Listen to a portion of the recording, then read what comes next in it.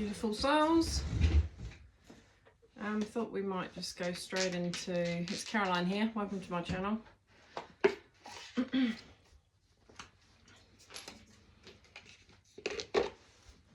Some Mary Magdalene Oracle. Let's see what we've got today. Hope you're all doing well.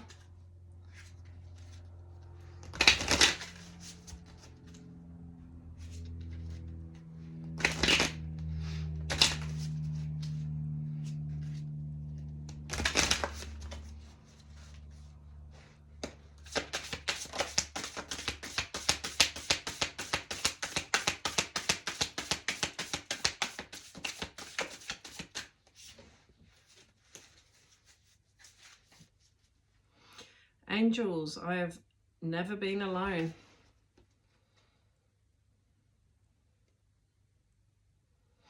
I think that's a great realization, actually, when you realize, and on the bottom of the deck, I am free. The soul, I am free. And the next one is farther up, is further in. The ascension path is the higher you ascend, the more you go within. Yeah, I was thinking about the egg, but the egg, everything comes from within. This is how sacred it is. I might just pull this a bit closer just so that I don't have to reach over. Is that better? Right. Yeah, it's a nice realization when you realize the angels are with you. You know, and it doesn't matter what race or creed you come from. You know, it's only us that brings separation from that inner knowing. And, you know, how egos can separate from this knowing. So, yeah, do the work to ascend. Because the only one that's holding you back from that is you.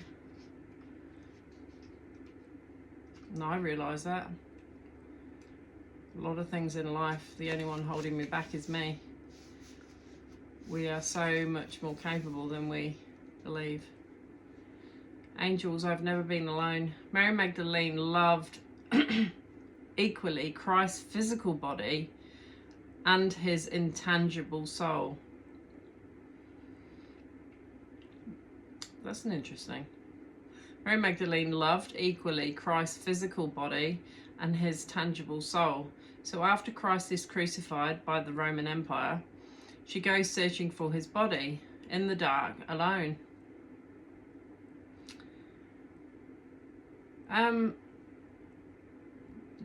The twin flame, why I sought Mary Magdalene is because I was seeking answers for myself about my own ascension, because of obviously I was part of a church. I was going through mystical experiences with a twin flame connection, which I didn't know about. And interestingly enough, and twin flames will concur with this, initially, you know, and for quite a while, well, I was learning about energy, so Reiki healing for myself, but also for, I sought tarot reading, but I was seeking to understand why I couldn't get this person off my mind, because any normal connection, you know, you don't have a problem disconnecting, right? Well, with a twin flame, it's an invisible thread that unites you, and it can be quite confronting, because all of a sudden you're very aware of a beloved whom you don't necessarily know, or you might know, or you come into contact with them for the first time. You just know. It's that inner knowing, right? and then the obsession and it takes over. And like I said, this overwhelming love, this unconditional love that comes into you, that just bubbles over, that you share with your twin. And I think the runner chaser is the fact that you're just expressing what is just naturally bubbling up from within. Well, I can only speak on what I've experienced. And of course it's been a good 4 years now since my husband's passing, because this came in pretty quickly as comfort for me after my husband's death. So it was quite confronting, being faced with this overwhelming love, but also grieving at the same time. And so I was seeking God. I mean, I always have God within, but religion makes it as if it's an external God, but in actual fact, He is within you. But it's what we're willing to listen to, isn't it? It's the voice of the soul. That's the higher self, isn't it? Anyway, I'm digressing, but maybe that helps someone. So I will interject, because it's as it comes through me, I will share.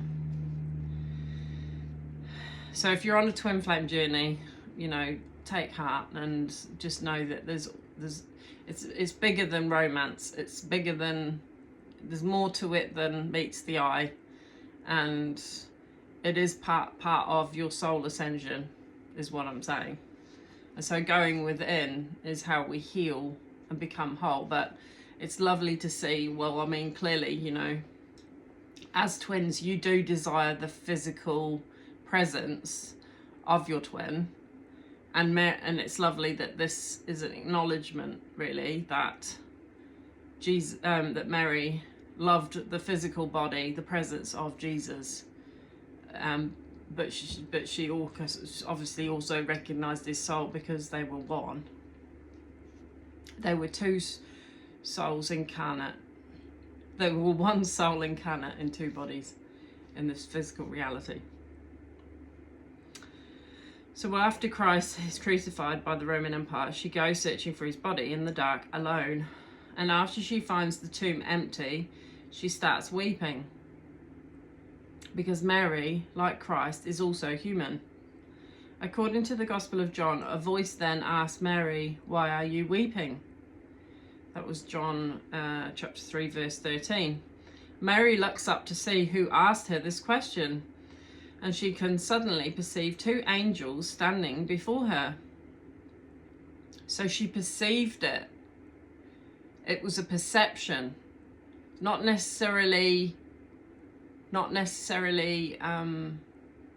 visual. I don't know. She can suddenly perceive two angels standing before her. They are standing at the places where Christ's head and feet had been. She tells them that she's weeping because they have taken Christ's body away, and she doesn't know where. The angels are facing her, so they can see who is already standing behind her as she's speaking. She's standing there thinking she is without Christ,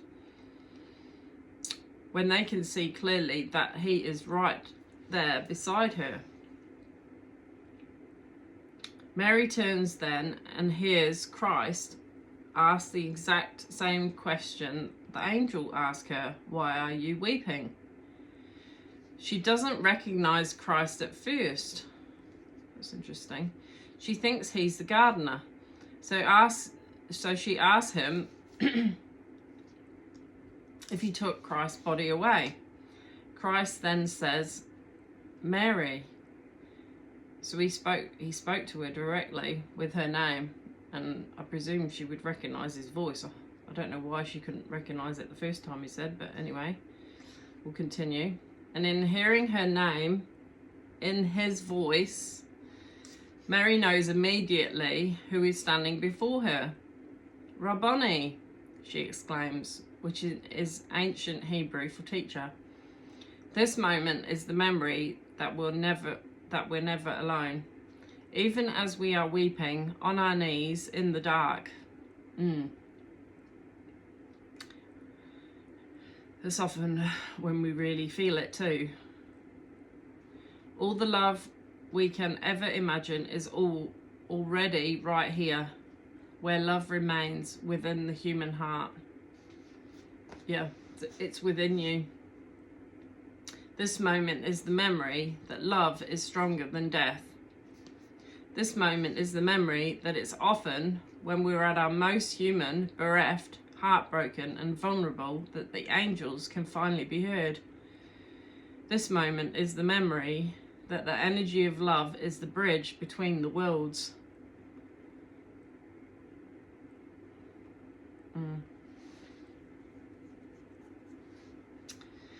The paradox in being human is that when we're humble enough to feel the depths of our grief, we are directly connected to the experience of how love never ends.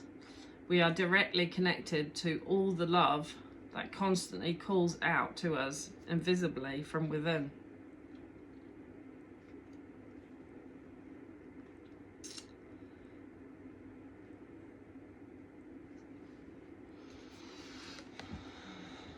Beautiful image, isn't it?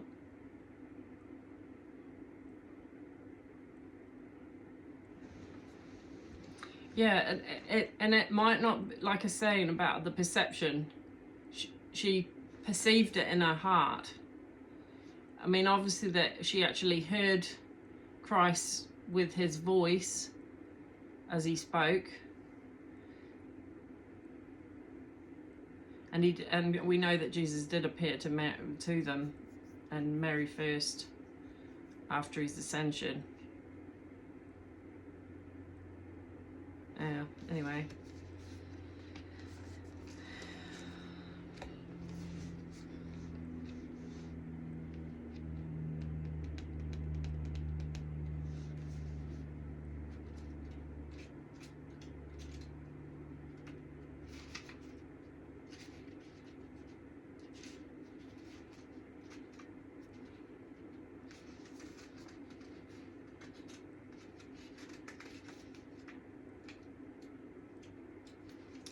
Wondering whether Ascension.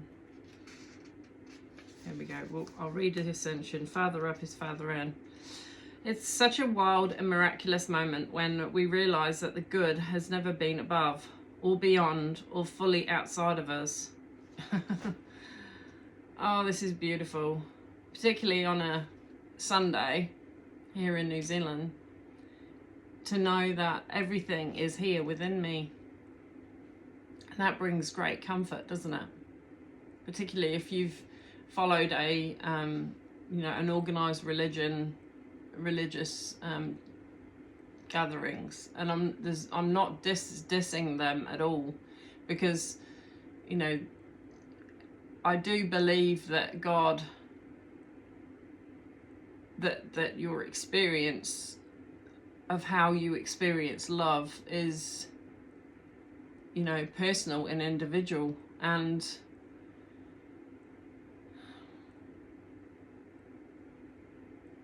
if you're following your new, which is where your experiences are welding together with the knowledge that you're gaining from those experiences of learning how to ascend past the noise and the confusion and the noise of other people, even to go within, is beautiful. It's such a wild and miraculous moment when we arrive at this truth that the great, big, unsayable love that is the good is actually right here within us, in this fleeting body, in this bramble of an ego. Like an indestructible rose perpetually at bloom in the centre of who we are. It's such a wild and miraculous moment when we realise that farther up is actually further in.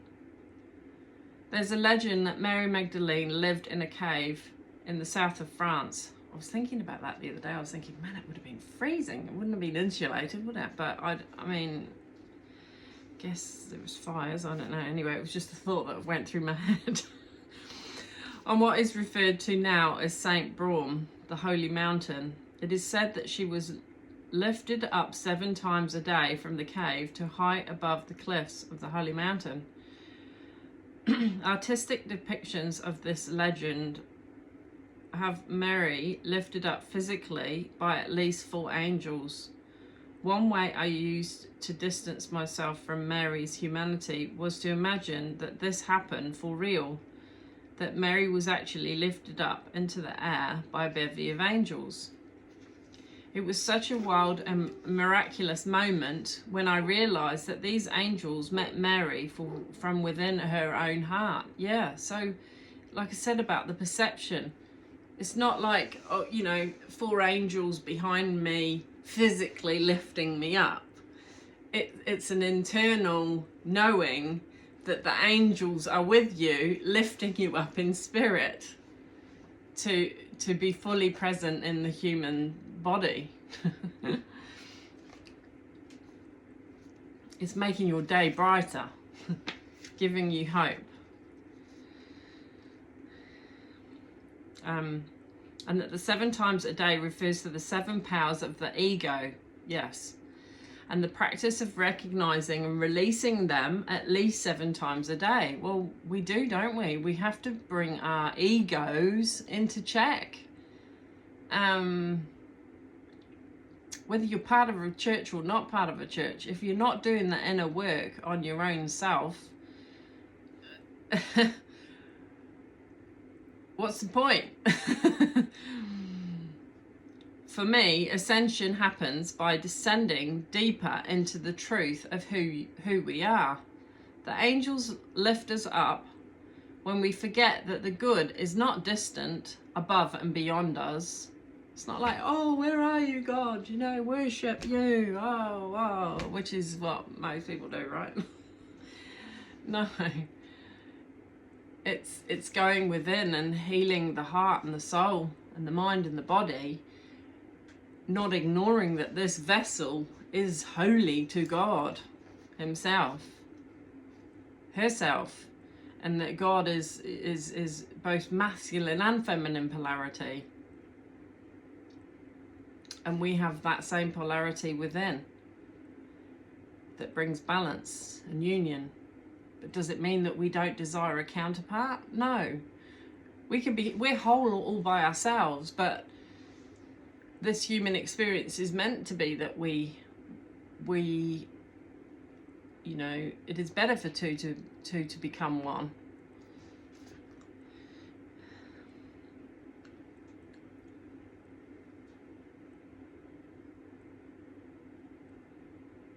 Yeah, as if the good is way, way up there in heaven, too high for us to reach in these lowly human forms.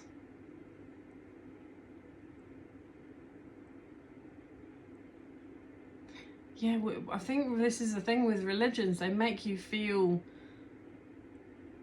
like you've always got to be bashed down, right? Like that you've got to beat this.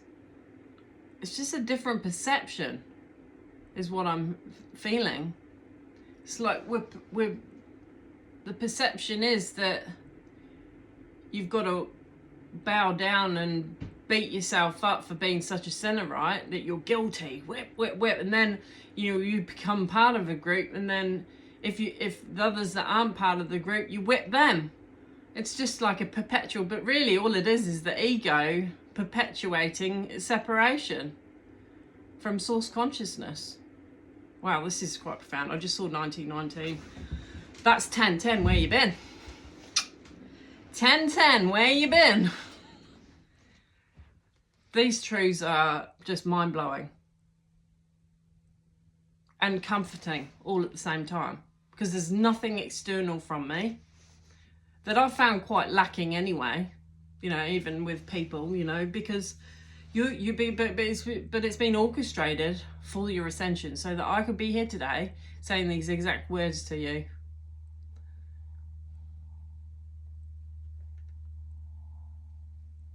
And I'm so humbled and honoured and grateful to the inner struggle, but for the twin flame connection that's made me seek answers to things that most people, including people from your church, would not understand, to be able to support and comfort you. They're probably too busy being like, Job, hey, must have done something wrong. Whip, whip, whip. Even if they weren't actually, you know, they've just not been here. Disappeared. But in your darkest moment, you're never alone.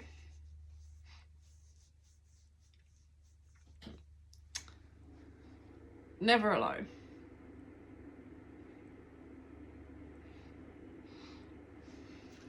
And that is great comfort, because let's face it, we can't be there for everybody, physically even. You know, even the ones that we do love. But it's like, it's trying to encourage them to seek the hidden treasure, which was what Jesus spoke about all the time. I'm sorry I'm a bit tearful about it, but it kind of is, isn't it? I thank Jesus, and I thank Mary Magdalene, and I thank the angels. And I'm sorry I'm crying. Crying.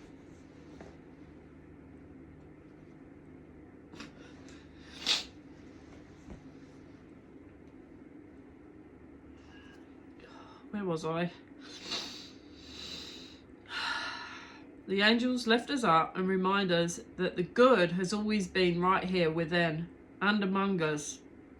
It's among us. As we all embody this light, we'll create a better world. But it starts from within. It starts within you. I don't even know how to label this video. Unlabelable. Maybe that's what I should put. Unlabelable. But anyway, right, where was I? The good is what we are and what we do. We are good.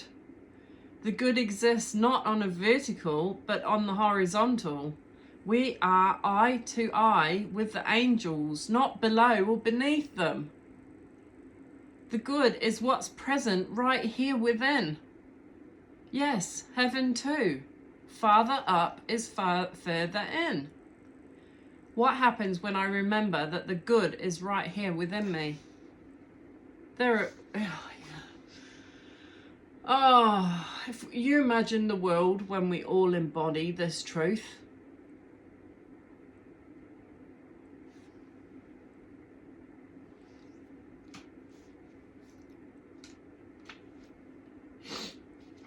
Right, I'm going to the egg now because I just feel that that's the next part.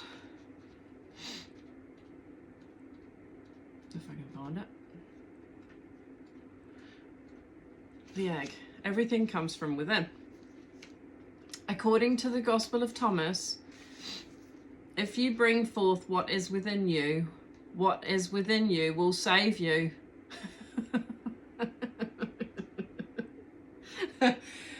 We save ourselves, we find ourselves with the love that Jesus and Mary Magdalene exuded and felt within themselves.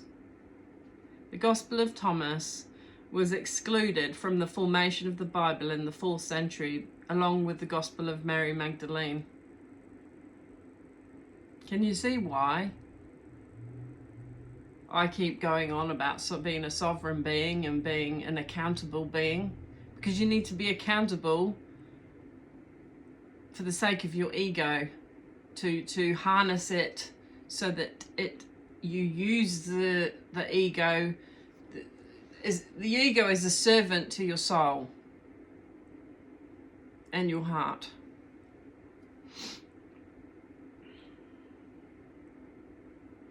The emphasis in the Gospel of Thomas is similar to the spiritual path revealed in Mary's Gospel of uniting the self and the soul, of becoming fully human. Yeah. So uniting the self and the soul and becoming fully human. In many paintings and icons of Mary Magdalene, she's depicted as holding an egg. This relates to the legend that she gave testimony before the court of Tiberius Caesar after witnessing the resurrection. She picked up an egg in order to teach them about the body and resurrection.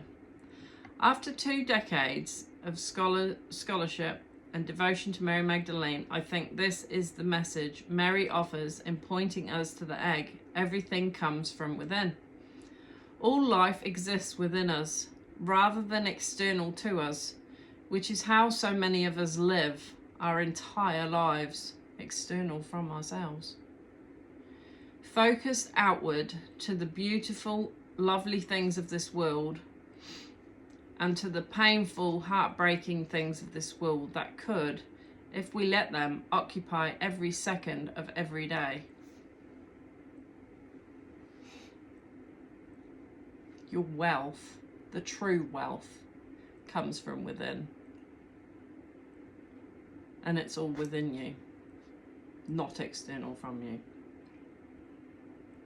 I believe that when Mary witnessed Christ's resurrection, it was not with her eyes, but with the spiritual eye of the heart. The spiritual eye of the heart. I believe she received visions of him. Dreams, it could be, you know, when you close your eyes, you see with the third eye, your inner knowing, you might see pictures, visuals. These are all given to you, inspirations from divine. I believe she received visions of him from within her long before he was crucified. Well, that was the twin flame connection. I can't say whether everybody has a twin flame or they don't. I don't know. All I know is that I have a twin flame, and I know the profound effect it's had on me, even with my own ascension spiritually. So I'm grateful for that. I believe Mary learned how to live from the inside out. I believe Mary embodied and mastered the truth that everything comes from within. I believe Mary understood that the heart is a mediator between the worlds. Yes. I believe Christ revealed to her the love she can always source there from within the heart. I believe that she brought forth what was within her, a love that never dies, a love that never ends. I believe that Mary points us to the truth of the egg still to this day, to this moment you're reading this, because once we understand that everything comes from within, once we learn to turn inward for direction on what's next, for validation and self-worth, we then have access to everything we need to save ourselves and the world around us. Oh wow, right, 3 big deep breaths in, guys. I'm going to use my, I've still forgotten the name of it. It's so annoying because I used to say it such a lot. Right, breathing in. Release. Breathing in. And release. Breathing in. And release. One more for measure. Breathing in. This one's for the world. And release. Wrapping it in a huge, huge, huge hug. It's all within you guys. It's all within. The good is within you. And that is the return of Christ within you.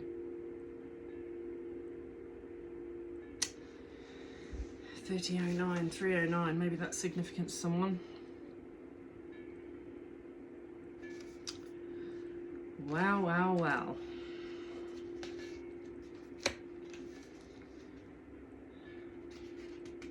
Keep working on self. Keep working on that ego. Bring it into surrender to the soul.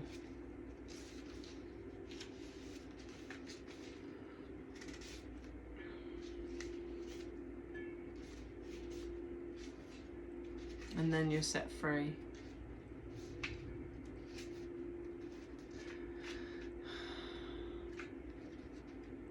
Breathe there for your brothers and sisters as they're struggling, if you can.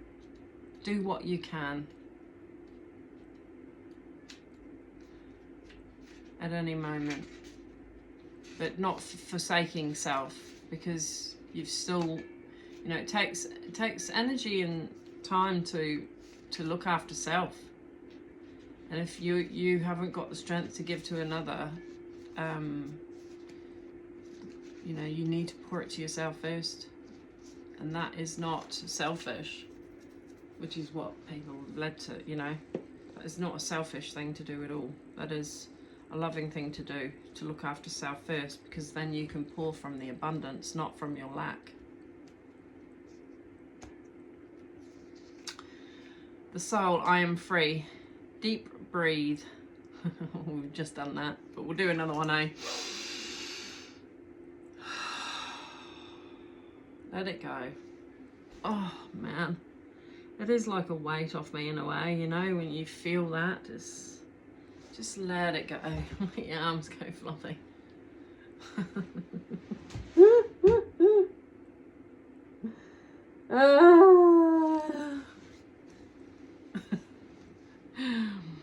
Even in the midst of the worst that can unfold for us, the soul whispers, I am free.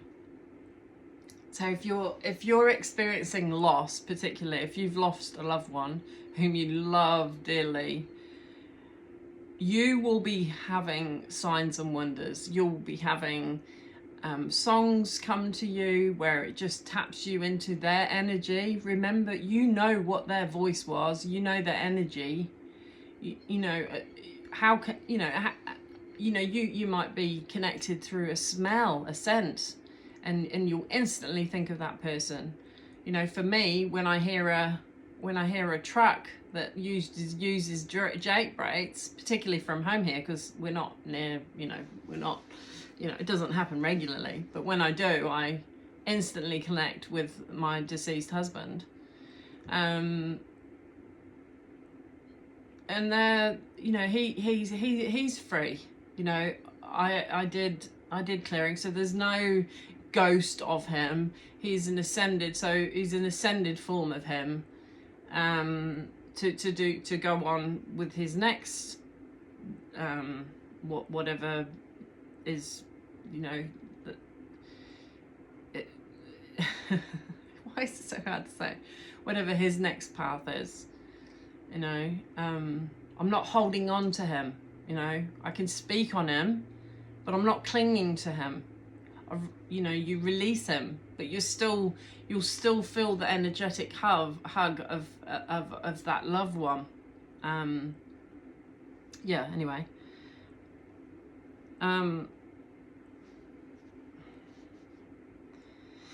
It seems so strange that something so infinitely powerful could be accessible, visceral even, right here in the body. It seems so strange that something so otherworldly could be reached with an act that seems so entirely commonplace and mundane. Deep breathe, it says again. I just want to read that again because it didn't quite sink in as I wanted it to. It seems so strange that something so infinitely powerful could be accessible, visceral even, right here in the body. It seems so strange that something so otherworldly could be reached with an act that seems so entirely commonplace and mundane.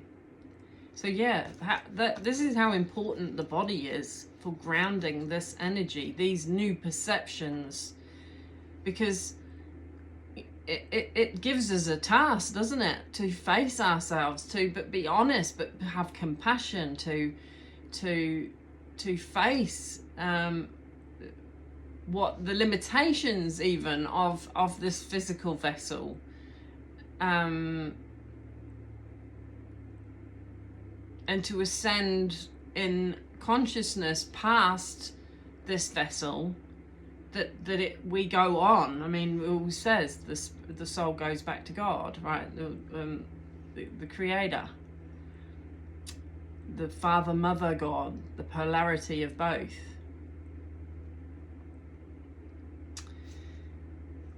With the intention, the consciousness of a single deep breath, we can detach from the ego and all its 7 powers. So just detach from it. Yeah, detach from it. You know, you've now got a consciousness where to go. It's like a direction. It's like, okay, so this is my higher self, and I'm aware of my human self, and you know, it's limited limits, and you know, even patterns that might be negative, but you can flip it and just call on divine within to help seek even an ascension with that, so that you're not trapped to it. That is what it is.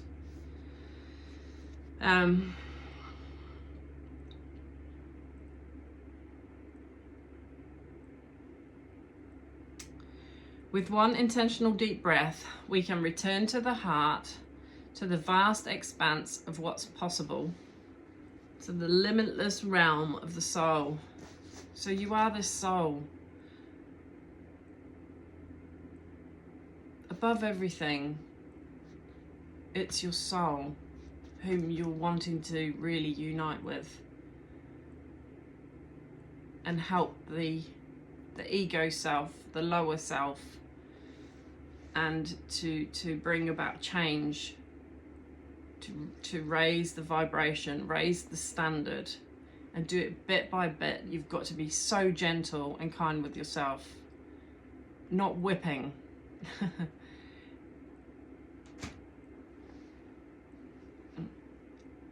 There's definitely a presence here. In Mary's Gospel, the soul explains, I have been bound, but I have not bound anything. Mary chapter 9 verse 14. I have been bound, but I have not bound anything. The soul has been bound by the 7 powers of the ego, but the soul does not bind anything or anyone in return. So the soul part of you is set free, can be set free. But the ego can entrap you, enslave you. So you need to choose things that free you, heart, mind, body and soul, ideally. And that is a work in progress. The soul, the essence of who we are, will be judged throughout our lifetime by both our own ego and the egoic powers of others, even our loved ones. Yeah. So the soul, the essence of who we are, will be judged throughout our lifetime by both our own ego and the egoic powers of others, even our loved ones. The soul will be judged and bound, but the soul doesn't judge. Now that is so true, isn't it? Because I've found I've sought to be away from people because of that judgment, particularly within organized religion. Holy moly, they get like vicious. I know a few that, you know, think that we've been saved by Christ and all the rest of it, and you know that, you know, they're trying to lead you to, you know, and you know, it's they mean well, but it's done in such an egoic form that they can't even see it. The soul will be judged and bound, but the soul doesn't judge or bind others in retaliation. The soul is free and knows it. Yeah, yeah. It's a big one for me, because when I sense judgment, and even if I hear others judging others, I always take a step back. It's just automatic now, because, you know, it's only through someone's perception, right? And how limited we are in our two eyes perception, right? And it's not necessarily coming from the soul perception. The soul says about the 7 egoic powers, they did not recognize me, but I have recognized that the universe is to be dissolved, both the things of earth and those of heaven. Oh yeah. But I think that means this is the dissolving, because we're uncovering truths with our perceptions, our third eye, our ascension. Oh, this is just so cool. I think this is now my new favourite video. Well, we're going on, aren't we? We're progressing. I don't think I'll be reading any more from Megan Watterson's book, because it is her book and you need to go and read it, and I'd encourage that. And not just reading it once, I'd encourage multiple times, because then it can slowly sink in. And I will continue to read, but I can use this. I know I'll be able to use this, because I'm interjecting with my own experience of it. And yeah,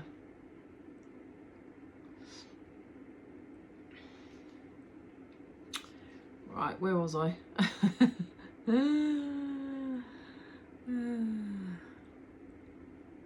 The ego can't see or recognize the soul, but the soul can see through all dualities. Yes, all of those opposites that rule the ego, like day and night, light and dark, heaven and earth. The soul embraces as a unified whole. The soul is not bound by the egoic desires of what being here on earth might bring, nor is it bound to the egoic desires of what heaven might contain. The soul is content to simply be here now. I can actually honestly say that now. And I've had years where, you know, or even when in the struggle and the pangings of my soul and the depth of searching, where I actually didn't want to be here. And I would never have done anything. I was close once, but not seriously. But the emotion of it was once upon a time. It was when I was on my own again, you know, on my own, but I have children now anyway. But and this isn't an advert for pity or anything like that. But I think we all go through the depth of, you know, the dark night of the soul.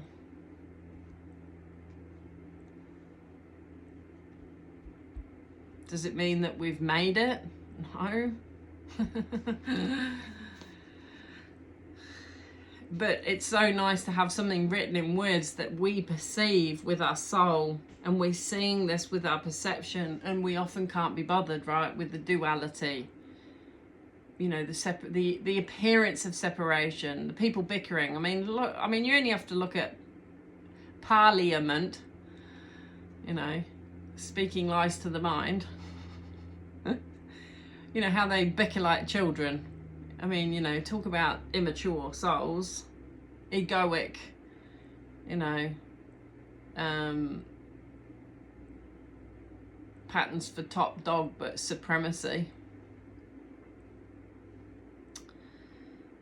Yeah, the soul releases both heaven and earth to exist nowhere else but in the present moment.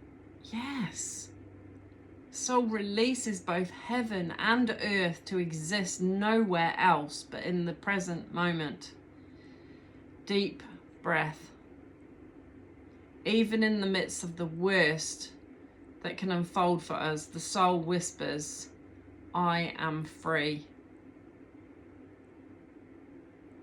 What does it feel like to repeat inside the heart, I am free? You're free from all the entrapments of egoic natures, your egoic nature, and you are free to be love and be loved. You've always been deserving to be loved. My dad gave me a candle and it just said, it was quite a number of years ago, it could have even been 2012. So it had, around the candle was, even the smallest spark is bright. I think it's about even the smallest of sparks shines the brightest in the dark. Something like that. You get what I mean? You do. We can just class our little light, right? Here's this is my soul lit, lighting yours. You then do the same for others. And that's how Christ ascends through our consciousness towards each other to bring in the unified field of unified consciousness and love. And that was green, that's the heart. And actually that's it's almost pink, sort of a pinky peachy colour. Well, that one's peach, so we'll class that as pink. That's also, it can be the heart. So we've got rose quartz here. Anyway, well, I think I finished reading, didn't I? I had finished reading. So what else? I think that's it. I am beloved. The fourth part, I am beloved. Yeah, remembering that you are loved. You've always been loved. You know, and if you're struggling with some of your ego and some of your, you know, maybe self-sabotaging patterns, just know that your soul's always been free and that Jesus was the light to show us how we can be free.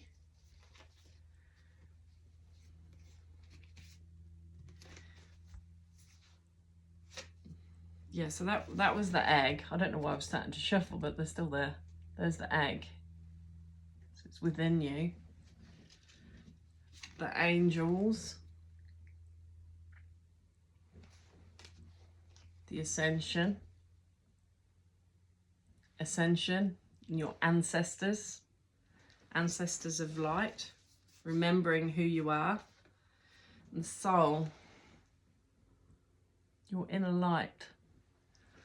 And the crown chakras. It's not something that you perceive. I mean, this is a perception through visual perception of an internal process of the aura and clearing your auric field. Hence why I was led to healing, and we can do profound healings for this information. Because of this information, we're not bound by anything or anyone. Only what binds us and our soul, which can be our egoic patterns, but to be just to breathe, bring it back to love. Bring it back to love, folks. That's 50 minutes. I saw 5:01 too, so it's, yeah, it's 50:01, but that's still 5:01. I have to write down. I saw 1919, which if you go 1 + 9 is 10. That's why I said 10:10. 10:10, where you been? I've had that quite a lot lately. So that's like ending a cycle, isn't it? So I just send you so much love wherever you are in the world, and pray that this finds you well, and that you can be encouraged and keep doing your bit and calling on divine to help you overcome and be an overcomer for all of humanity, not just for yourself. But I just saw 555, which was 50:55. So yeah, wrapping this up. She gets pretty deep, doesn't she? I love Mary Magdalene, man. I'm so grateful that I've perceived her in my heart and soul, and I'm thankful for my twin flame connection, and I'm thankful to my twin flame being a physical incarnate. And I pray that